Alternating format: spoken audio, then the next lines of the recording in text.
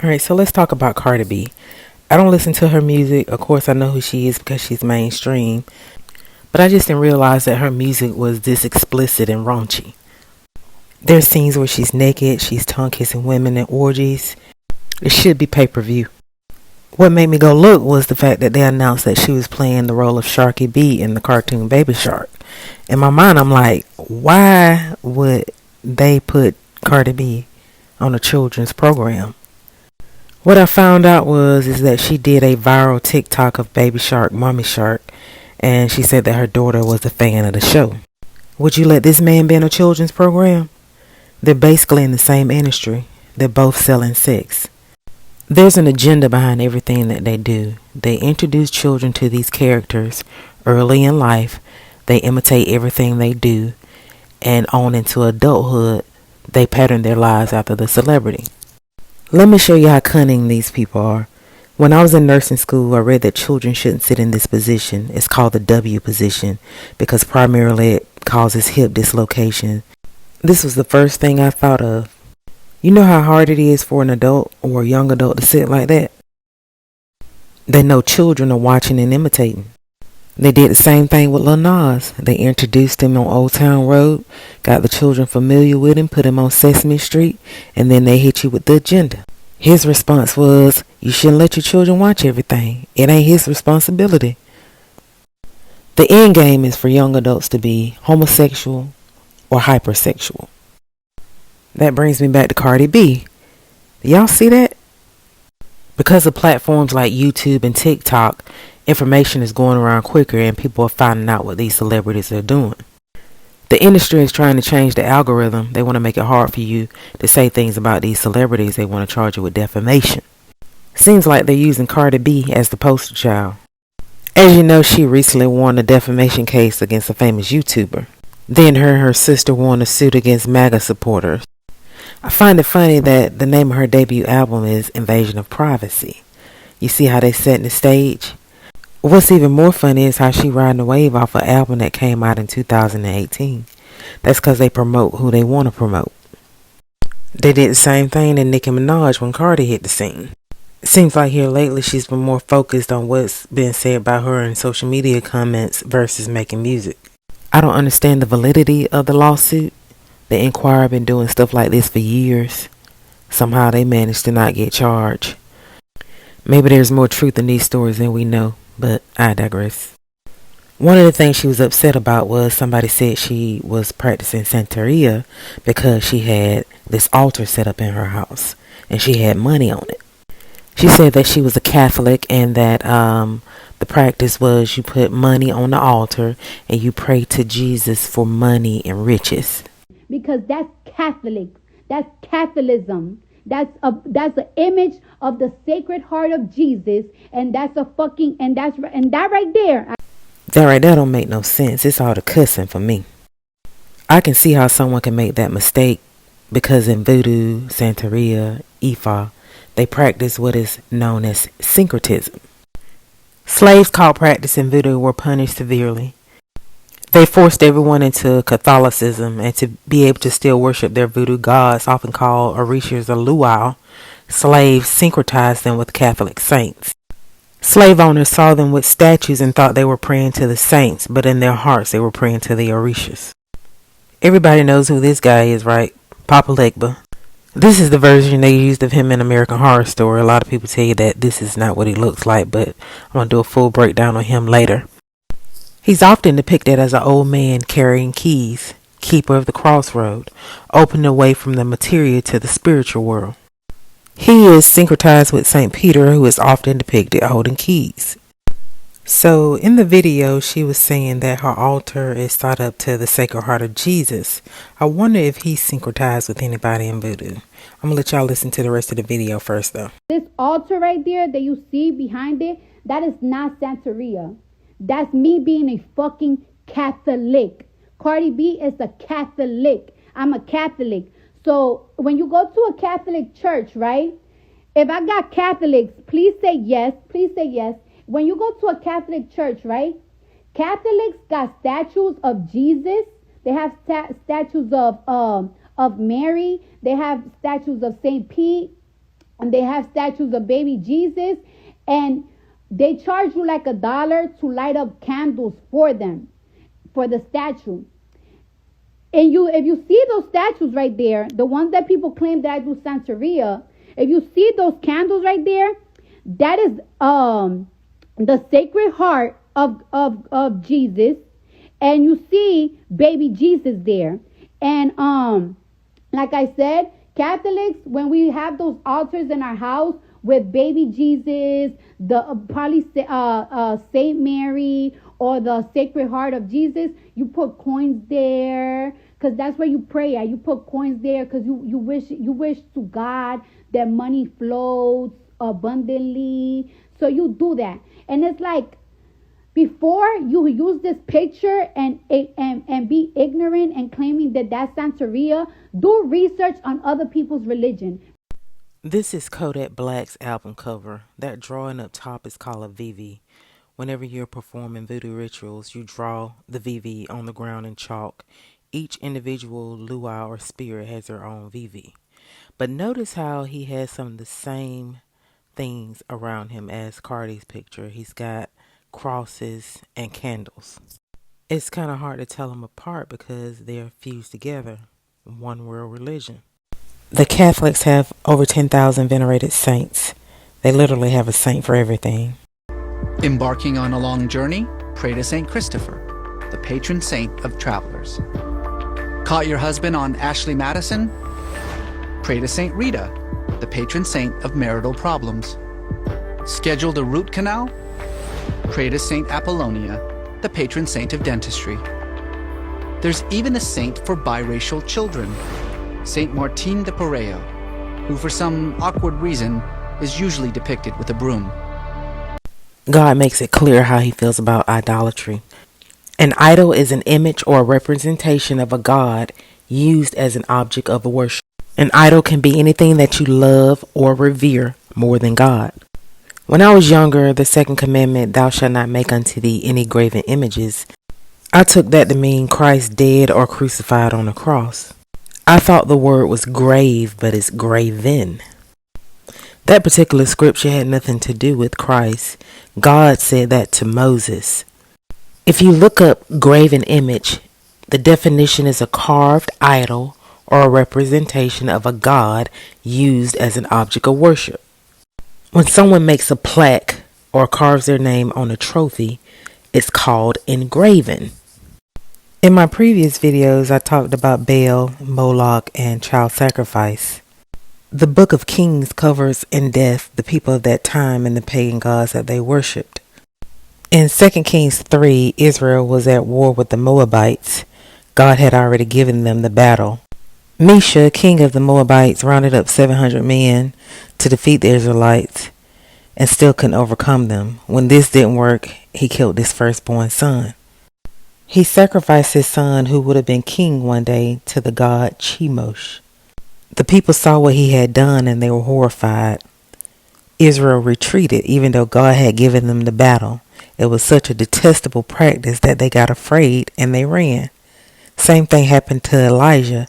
He was a man of many miracles and wonders, but because of what Jezebel said, he got afraid and forgot who his God was. Blood sacrifice and blood-laden rituals were common among many groups. And like the Egyptians, many of them worshiped the sun. The Aztec, indigenous to Tenochtitlan, modern-day Mexico City, believed that a blood sacrifice was required for the sun to rise every day. They had technology that far exceeded their time period and had pyramids that marveled the Giza, because like the Egyptians, they were receiving information from the fallen. It is said that hundreds of people may have been killed at one time. They were brought to the top of the pyramid in assembly-style fashion, cut in the abdomen, and the priest would reach out and grab their heart while it was still beating. The victims were then decapitated and pushed down 180 feet of stairs. The skulls were displayed on a rack, and sometimes the priest would use the skin as clothing. You would be surprised to know that that same god Chemosh is celebrated today in Mexico. Take a look at this video.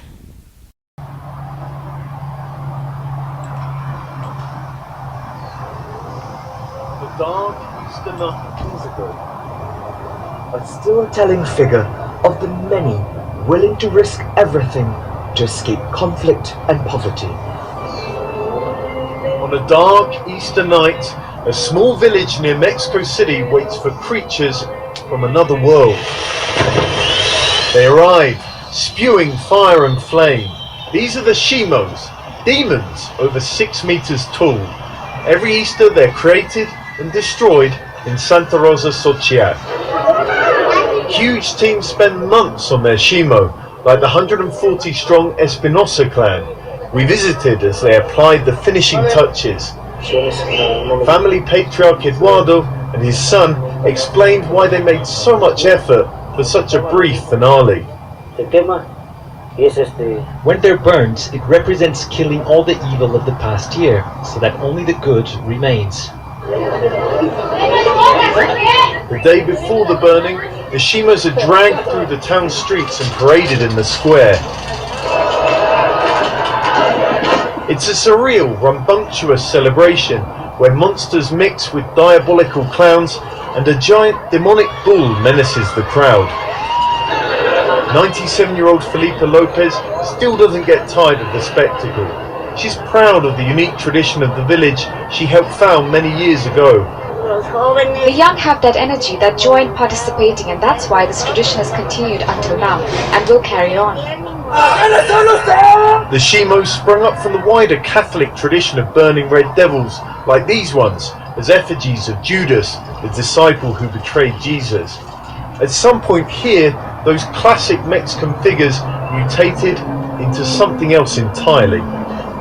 No one seems to know exactly how the tradition evolved into these mythical figures, but the people here in Santa Rosa say that their very name, Shimo, comes from the pre-Hispanic Nahuatl language, which suggests a fusion of the indigenous and the Catholic worlds. But even as the Shimos have their day in the sun, their end is near. In a blaze of fire and fury, evil is vanquished. Until next Easter. The celebration took place around Easter, and as you can see here, Chimos is closely associated with Astarte, also called Ishtar, which is where we get the term Easter. The burning of the Chimos represents killing all the evil of the past year, but in the past, the children were burned as a sacrifice. They even had a large bull. Bull worship is prominent wherever you go because, again, it's the same gods masquerading. It's hard to know who the actual people are because we're all scattered. But this verse stood out to me because, like in the video, they said they were willing to risk it all to escape conflict and poverty. Thousands of people leave Mexico every year just for better living conditions, just to end up detained by ICE. It says your sons will be trucked off to prison camps, your daughters will be herded into exile. This is Guadalupe, idolized and revered by Mexicans. Her image was so sacred that prisoners would often get it tattooed on their back because they knew that they would not be stabbed. I heard the name of this saint in the last Bad Boys movie, La Santa Muerte, Holy God of Death, Patron Saint of Death. With 2 to 5 million devotees in Mexico alone and vastly spread into the U.S., worshippers in popularity have far exceeded Guadalupe. According to popular belief, Santa Muerte is very powerful and reputed to grant many favors. Her images are treated as holy and can give favors in return for the faith of the believers. She is often invoked by those exposed to dangers of working at night, such as taxi drivers, bar owners, police, and soldiers. She is revered by outcasts of society such as prostitutes, transgenders, and the cartel. Devotees believe she can protect against assaults, accidents, gun violence, and all type of violent death. This is Oshun, the river goddess. One of the most popular or venerated orishas, she is the goddess of divinity, fertility, beauty, and love. Patrons worship her by leaving offerings of honey, cinnamon, oranges, and sunflowers at riverbeds or fresh water. Adorned in yellow attire, she is often lavished in gold bracelets, trinkets, beads, holding a mirror or a fan. She is also associated with peacocks. So I can see how, somebody could easily make the mistake. I mean, she look like she representing. Look at her coworker. I got this from Lipstick Alley. They said it must be initiation season. SZA channeling Yemaye, which is said to be the sister of Oshun. These are nothing more than marine spirits. If you never heard of the marine kingdom, you need to study that. Idolatry and the marine kingdom go hand in hand. In Genesis, when God sent the flood, those spirits went underwater, just like when Jesus cast the spirits out of the demoniac. They went into the swine, but then they went in the water. Here's SZA again taking a spiritual bath. Y'all need to be careful with all these yoni steams and stuff they selling these days. It's nothing more than witchcraft. Who remembers this Money House blessing spray? Notice that it says Indian spirit. Up top it says contains genuine 9 Indian fruit oil. As you can see, it's actually used in hoodoo to attract prosperity and luck. The bathtub is how they let you know who's been initiated in Hollywood. Here's Beyonce. Lemonade and Black is King is nothing but a nod to all these Orishas and Loals that she worshipped. She's trying to pass it off as African spirituality and get back to your roots, but these are nothing more than demons. Here's a few more of your faves. Britney covered in diamonds here. Next picture looks like she's drowning.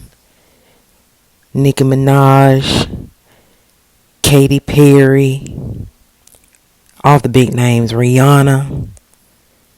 Here's Beyonce again. Looks more like a spiritual bath here. Tupac. Look at Whoopi Goldberg from 1984 in Milk. More recent, we got Meg Thee Stallion and Trick and Trina. Trina had this to say after the Will Smith slap. What they're trying to do is make it taboo for you to say anything about these celebrities. Every time you turn around, it's another defamation suit. So back to Cardi and the Sacred Heart of Jesus meaning. This statue is from the Be Careful video. At the foot, it says, I will reign. Ling Lisu is syncretized with the Sacred Heart of Jesus. He rarely possesses mambos or hugans, but when he does, he likes to eat razor blades and broken glass. He loves blood, especially the warm blood of a bull. He likes sharp objects such as scissors, knives, barbed wire, razor blades, and in general anything that will rip or tear flesh and cause bleeding. Which is where he gets his name, Linglisu Basin San, which means basin of blood. He's also said to kill anyone who offends him. She had a lot of Sacred Heart of Jesus imagery in the Be Careful video. It's your average toxic relationship anthem. It starts out as a wedding, but it ends as a funeral. Cardi is always arguing with somebody on the internet, and she's so easily offended. In her last debacle, she got in an argument with somebody about her attendance to the Grammys. They were upset because she wasn't there. It went on, and somebody said something about her daughter, and she ended up saying that she hoped the girl mama die. Her Instagram was deleted for a while, and then she came right back with this. This song, Shake It, or like any drill songs, because it's like these songs are activating like these demons that I killed. You know what I'm saying? Like, I don't want to be that girl anymore. Like I just want to be a mother. You know what I'm saying? Like, I don't want to be that old Cardi anymore. I left that lifestyle a long time ago, bro. Like, I don't want to be that anymore. Like, and she's coming back. She's coming back, bro. Like, after everybody started commenting, she replied that it was just a joke, and she eventually erased it. So what sent me down this rabbit hole in the first place was the fact that she was a mother. I remember the video of her being on Instagram and Culture walked in the room and she turned WAP off. At that age, children don't know what they hear, but they definitely recognize what they see. The Lil Kims and Foxy Browns of my generation has nothing on the artists of today. I can't even believe they play some of this stuff on TV. But I wonder what she's going to tell her daughter when she gets older and what's going to stop her from being 10 times worse than what she actually is. They always say they don't make music for children, but every time you turn around, they're promoting their music to children and their own children's programming, which is my issue. She said there's moms that are strippers and they do it for entertainment, but they don't do it around their kids. But their kids can't go on the internet and find videos of their mom.